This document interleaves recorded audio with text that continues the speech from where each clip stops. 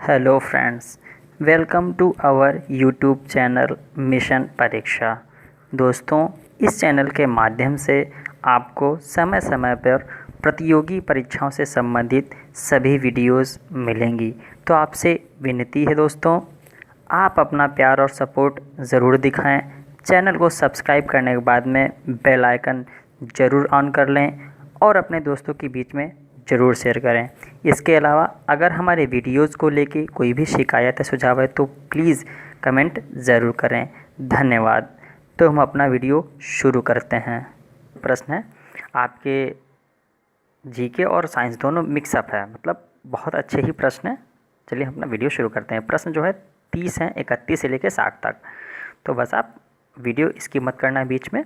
चलिए, तो पहला जो प्रश्न है इस वीडियो का, हरित क्रांति ने मुख्य किसे प्रभावित किया है, मतलब हरित क्रांति से कौन सी फसल जो है प्रभावित हुई है। इसमें से 4 ऑप्शन है: अनाज, दालें, फल या सब्जियां। तो हरित क्रांति से जो मुख्यतः प्रभावित होने वाली फसल थी वो ऑप्शन यहाँ पे ए सही हो जाएगा आपका, अनाज जो थे। ठीक है।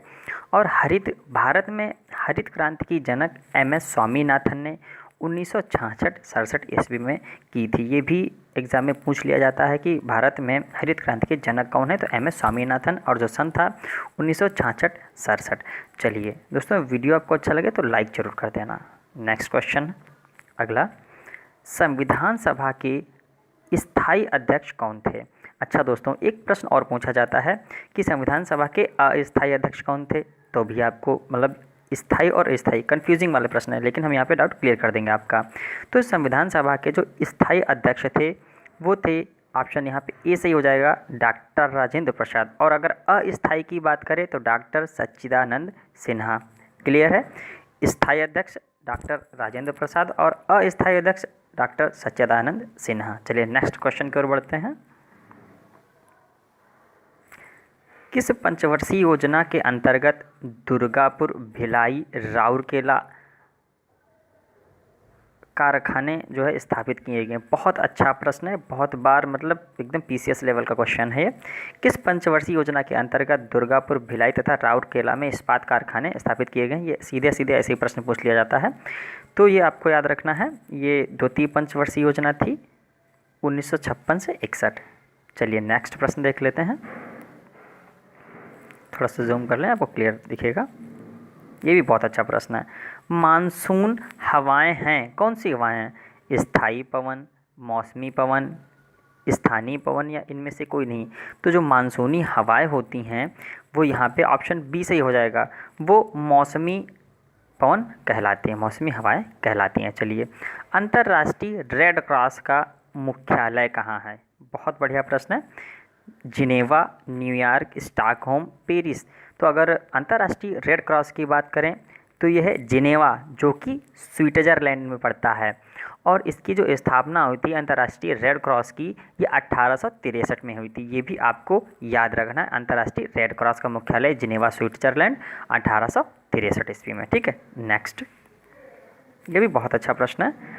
असम का प्रसिद्ध नृत्य क्या है?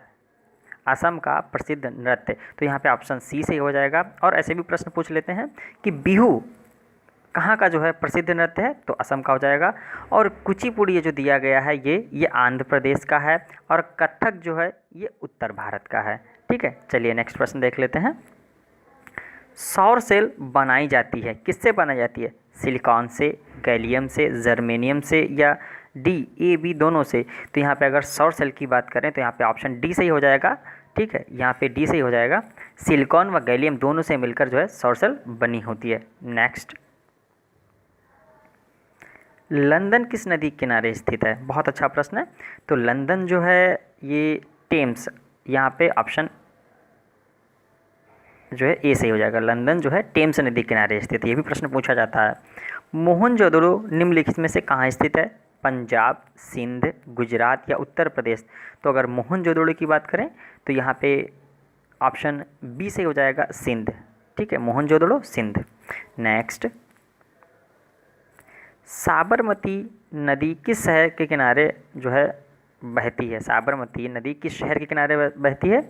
तो यहाँ पे बात करें ऑप्शन बी से हो जाएगा, अहमदाबाद। 40 के लिए ऑप्शन बी सही हो जाएगा।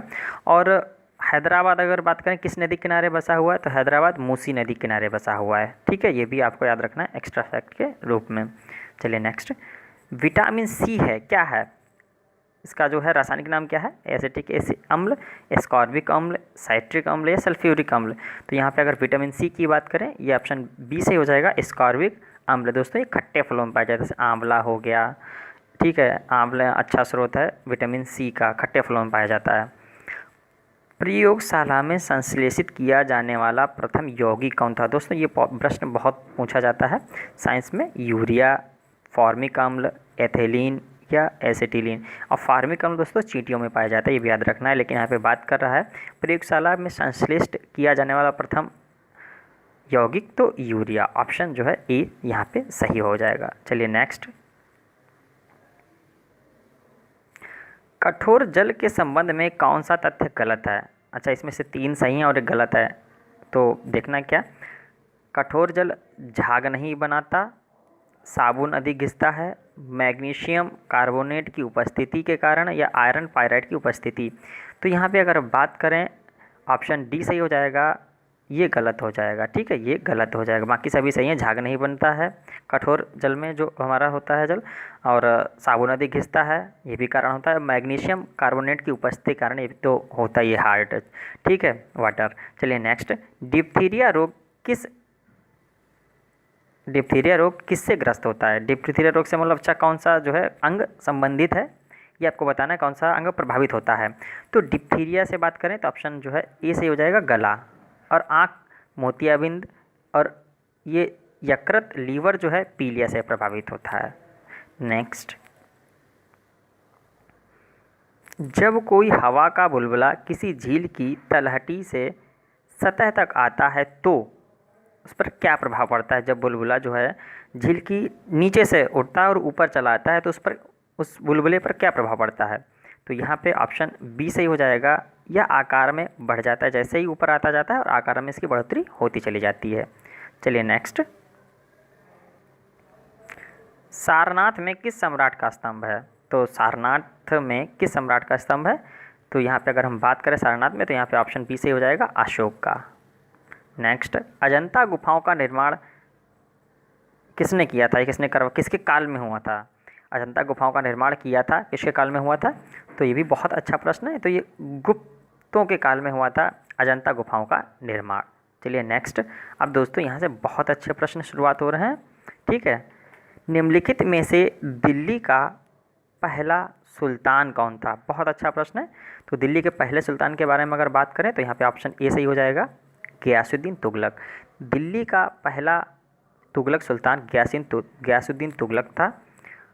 तुगलक वंश की स्थापना गियासुद्दीन तुगलक ने 1320 ईस्वी में की थी। इसे गाजी मलिक भी कहा जाता है, भी याद रखना। और उसकी तुगलक वंश की स्थापना 1320 ईस्वी में गियासुद्दीन तुगलक ने की थी। नेक्स्ट,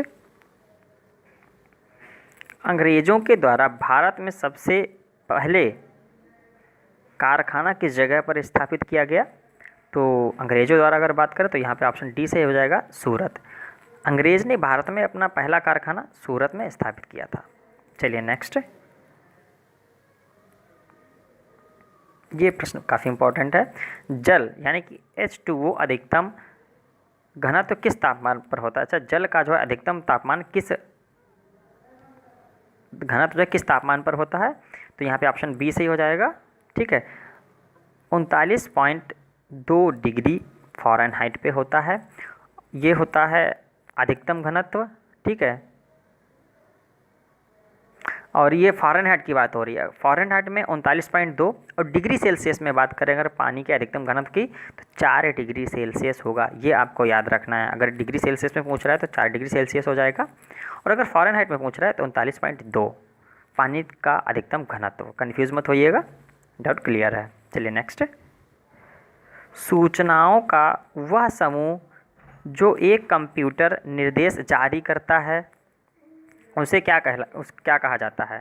सूचनाओं का वह समूह जो एक कंप्यूटर को निर्देश करता है क्या कहलाता है। तो यहाँ पे ऑप्शन डी सही हो जाएगा, प्रोग्राम।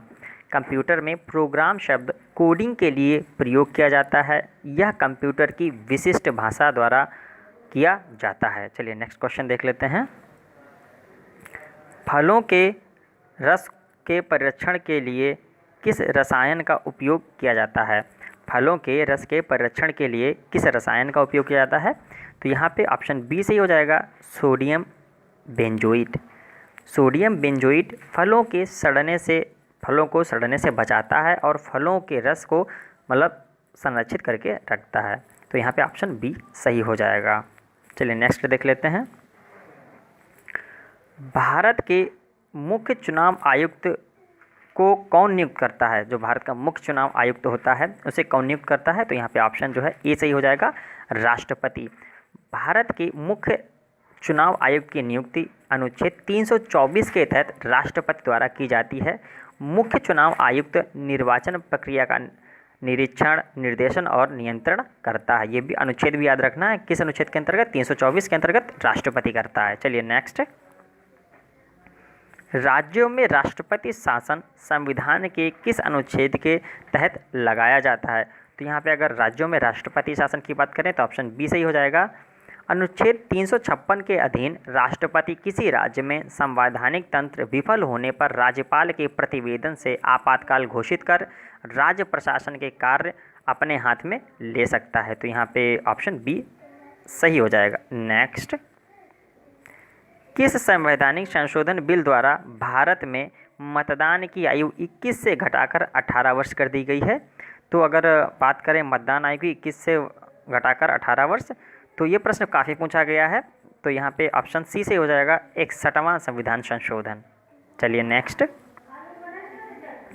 बांदीपुर अभ्यारण्य किस राज्य में स्थित है? बांदीपुर, ये भी बहुत अच्छा प्रश्न है। तो बांदीपुर ये अभ्यारण्य कर्नाटक राज्य में स्थित है। ऑप्शन सी सही हो जाएगा। नेक्स्ट। ऑपरेशन फ्लड संबंधित है, किससे संबंधित है? तिलहन से, अनाज से, दुग्ध से या अंडा से? तो ऑपरेशन फ्लड की बात करें तो यहाँ पे ऑप्शन सी से हो जाएगा, दुग्ध से संबंधित है। ऑपरेशन फ्लड दुग्ध उत्पादन से संबंधित है। यह योजना श्वेत क्रांति के नाम से 3 चरणों में वर्ष 1970 से 81 और 81 से 85 और 85 से 94 के बीच जो है चलाई गई थी। ये 3 चरणों में ये योजना चलाई गई थी, ऑपरेशन फ्लड, जो कि दूध उत्पादन से संबंधित है। प्रवासी भारतीय दिवस कब माना जाता है? मोस्ट इंपॉर्टेंट क्वेश्चन है यूपी पीसीएस आरओए के लिए, बहुत अच्छा प्रश्न है। तो यहाँ पे ऑप्शन डी सही हो जाएगा, 9 जनवरी। ठीक है, 9 जनवरी 1915 को महात्मा गांधी दक्षिण अफ्रीका से वापस भारत लौटे थे। इसी स्मृति में 9 जनवरी को प्रवासी भारतीय दिवस मनाया जाता है। ये भी आपको याद रखना है। चलिए नेक्स्ट।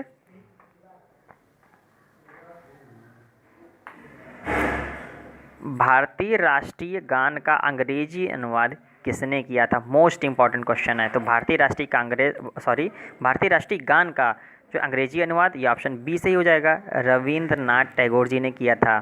ठीक है, इसके अलावा भारत का जो राष्ट्रीय गान है रविन्द्रनाथ टैगोर की बांग्ला भाषा में लिखित पुस्तक गीतांजलि से लिया गया है, जिसका अंग्रेजी अनुवाद टैगोर ने स्वयं मॉर्निंग सॉन्ग्स ऑफ इंडिया के नाम से किया था। राष्ट्रगान को संविधान सभा ने 24 जनवरी 1950 ईस्वी में अंगीकृत किया, जिसे भारतीय राष्ट्रीय कांग्रेस के कलकत्ता अधिवेशन 27 दिसंबर 1911 में पहली बार गाया गया। और इसके अलावा बंकिम चंद्र चटर्जी द्वारा रचित राष्ट्रीय गीत का अंग्रेजी अनुवाद श्री अरविंद घोष ने किया था। तो यहाँ पे एक बात हो रही राष्ट्रीय गान की, तो ऑप्शन बी सही हो जाएगा, रविन्द्रनाथ टैगोर। और दोस्तों इस वीडियो का लास्ट प्रश्न और सबसे बेहतरीन प्रश्न है, बहुत अच्छा प्रश्न है। विश्व का सर्वाधिक लंबा रेलवे प्लेटफॉर्म कहाँ है?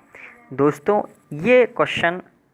इस क्वेश्चन का आंसर जो है आपको कमेंट बॉक्स में ज़रूर देना है। देखते हैं आपकी जनरल नॉलेज कितनी फिट है और आप कितनी तैयारी करते हैं। बहुत इजी प्रश्न है, तो आपसे रिक्वेस्ट है इस प्रश्न का जो है उत्तर आप कमेंट बॉक्स में ज़रूर दीजिएगा। ठीक है दोस्तों, अगर हमारे वीडियो में कोई भी शिकायत सुझाव है तो प्लीज़ कमेंट जरूर करिए, और आपको वीडियो अच्छा लगा हो तो उसे लाइक कर देना, कमेंट कर देना और चैनल सब्सक्राइब जरूर कर लेना। दोस्तों वीडियो को पूरा देखने के लिए आपका बहुत बहुत धन्यवाद। मिलते हैं अगली वीडियो में, तब तक के लिए नमस्कार, आपका समय शुभ हो।